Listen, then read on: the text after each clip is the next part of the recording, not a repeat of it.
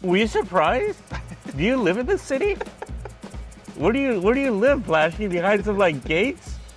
No, but Am I even allowed to venture into your neighborhood? Hello and welcome back to Dodger Debate. I'm Jack Harris, the LA Times Dodger beat writer, along with our fatigued columnists, Bill Plaschke and Dylan Hernández. Wait, here goes the water bottle. There's a baseball. Look out. Well, I was gonna ask where you guys wanted to start from the Dodgers 10-2 loss to the Padres in Game 2 of the NLDS, but it seems like you want to go straight to the seventh inning. The Dodger fans look like idiots. They should be embarrassed to be a Dodger fan tonight. They were terrible stopping the game for water bottles and baseballs thrown on the field.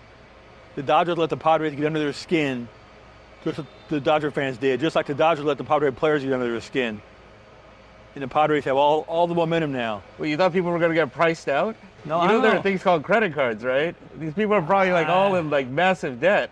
Just to set the scene a little bit here, because there was a lot that led up to this seventh inning moment. You had, I think initially, Yerkson Profar going and robbing Mookie Betts of the home run, a potential game-tying home run in the first inning, and kind of taunting the fans after he went into the crowd and snagged it away from a bunch of people. Yeah, why couldn't a Dodger fan have gotten that ball? That's ridiculous. Dodger fans should have been more aggressive. So you're on one hand you're advocating fan interference. No, there wasn't fan interference. Dylan, the ball was in the stands. Well, whatever. There wasn't fan interference. Yeah, you should respect the players. Back off. No, you know? I didn't say that. No, I think you should. I'm just saying. You're saying that. No. Then they didn't stay, disciplined later in the game. You had a moment where Fernando Tatis Jr. makes a leaping catch on Freddie Freeman and then starts dancing to the right field pavilion as he's getting booed. And then it all culminates in the seventh inning after some back and forth between the players themselves the inning prior when Jack Flaherty hit Tatis with a pitch and there was shouting between him and Machado and Profar and Will Smith. And then as Profar goes out to the field in the seventh, he starts pointing at a fan down the left field line. The rest of those sections go crazy. That's when the balls started getting thrown. That's when the debris started getting thrown at Tatis on the other side of the field. And to me, the big takeaway here is, in a series that the Dodgers talked about trying to match the Padres' intensity level, trying to play with the same kind of fight as that team does every time they play the Dodgers, we just watched a game in which the Dodgers got knocked around and lose by 8. The Padres have all of these moments where they have to band together. They have to have a team meeting in the dugout led by Machado, and they come out of it with their manager talking about, what I saw was a bunch of guys that were having things thrown at them and were getting yelled at and elevated their game and took care of business. And that is, emotionally, in a short series, I think something that could have some consequences for the Dodgers, especially as you go back to San Diego for games 3 and 4. Aren't they just better, though? Well, maybe. They're just a better team. I don't know if, I don't know.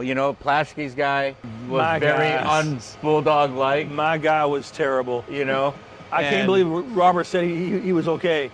He got knocked around. My guy did not show up. I just don't think that I think they just got outplayed today. They just got their butts kicked. And then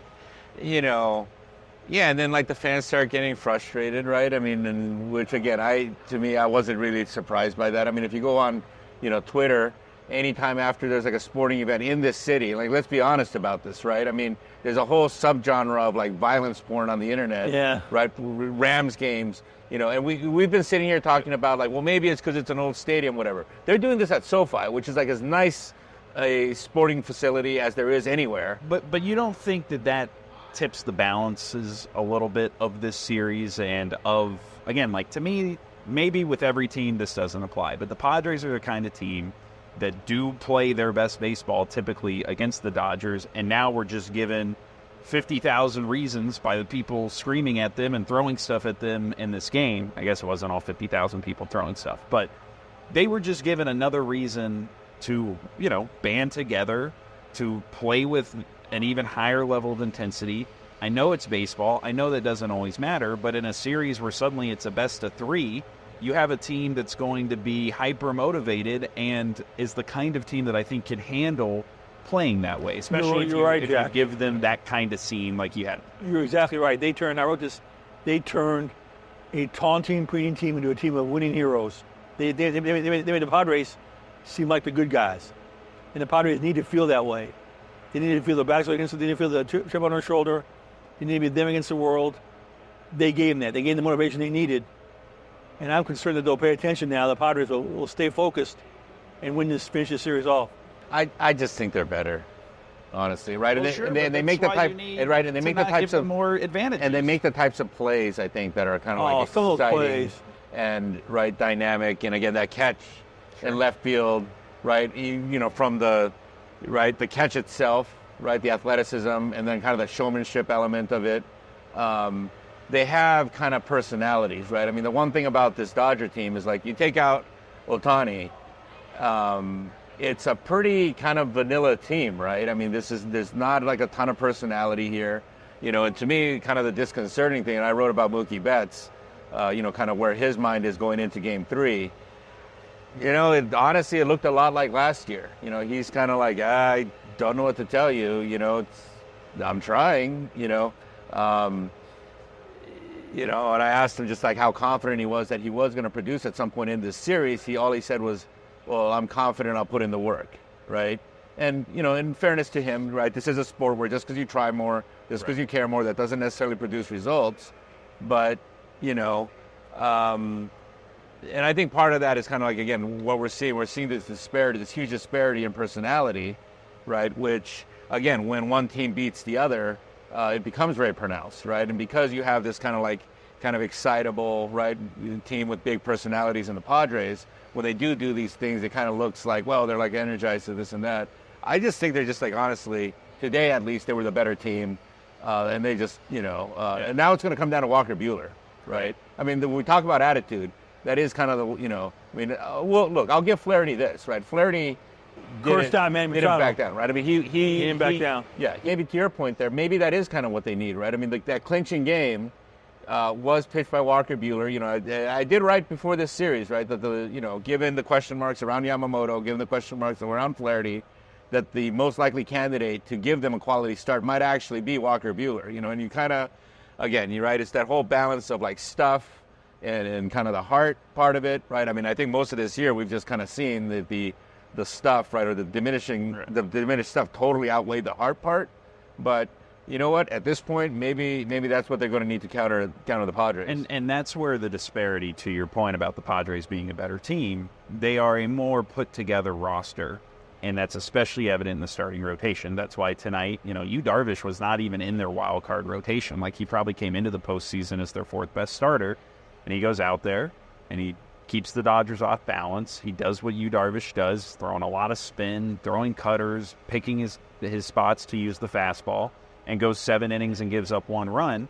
Whereas the Dodgers turn to their pronounced ace, their bulldog.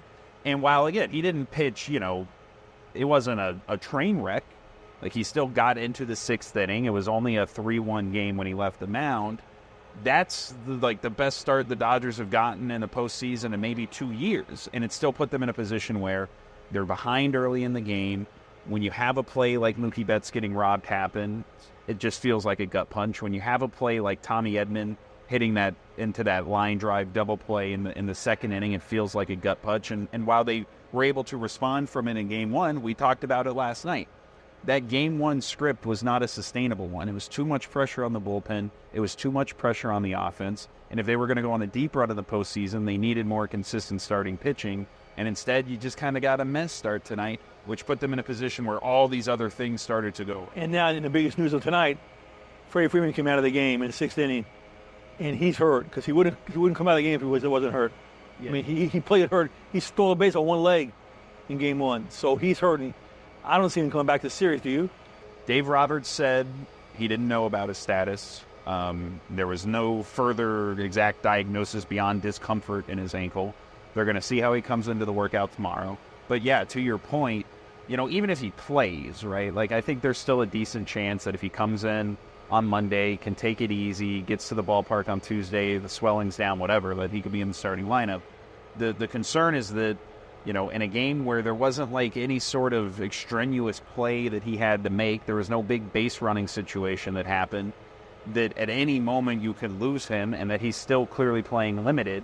I think getting back to like what Dylan was talking about with Mookie Betts, like, it's just one more thing where more pressure falls on Mookie Betts to perform. More pressure falls on Shohei Ohtani to perform, and he didn't have a good game tonight. And suddenly, all of the different cracks in this roster really start to get exposed, and you don't have, whether or not he plays, I do think it's hard to look at Freddie Freeman as someone you can count on to help flip the dynamic of this series because of the state that his ankle is in. I'm kind of curious now to see, right? I mean, again, I still kind of think that this team kind of spiritually is more or less the same team it was last year. The difference just being Ohtani. And, game one, obviously, they attacked him kind of high. He made the adjustment, hit that one out. That's what got them going. Today, it was everything was low, right? I mean, Darvish was not going to elevate anything at all. And so Ohtani's probably going to have to kind of golf one out of Petco Park, Marine Laird coming in and all that. But, I mean, really, if he doesn't hit, I just don't, right? I mean, to me, this is, again, I don't want to call them a one-man team because they're not, right? But he has to kind of get them started, right? Or unless Mookie Betts does, right? I mean, that's kind of the thing here. And right now, Betts just kind of seems to be a little bit in his own head maybe, and so it's going to be up to Ohtani, I think, to deliver that big blow. Yeah.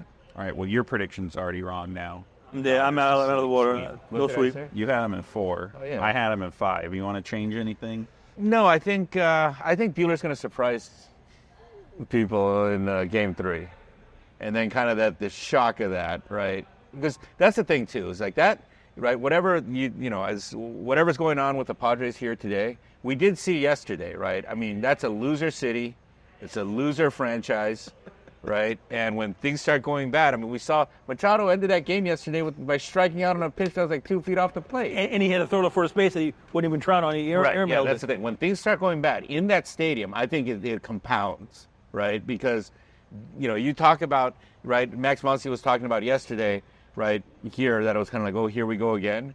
But the reality is they have won here, right? There are things up there commemorating championships. That city, it's not just the franchise, it's the whole city, right? They lose. Plaschke knows. Plaschke worked there, right? Plaschke never covered a winner. I love the city. You love the city, but they're It's losers. great people. No, they're not. You called the gas lamp the sewer last week. It's the sewer, but that's not the city. The city's the coast, Encinitas, Carlsbad, Oceanside. The Marines are there. It's a great city. You know who a loser is? The Dodgers opening game starter in this series. And I'm tired. Let's go to bed.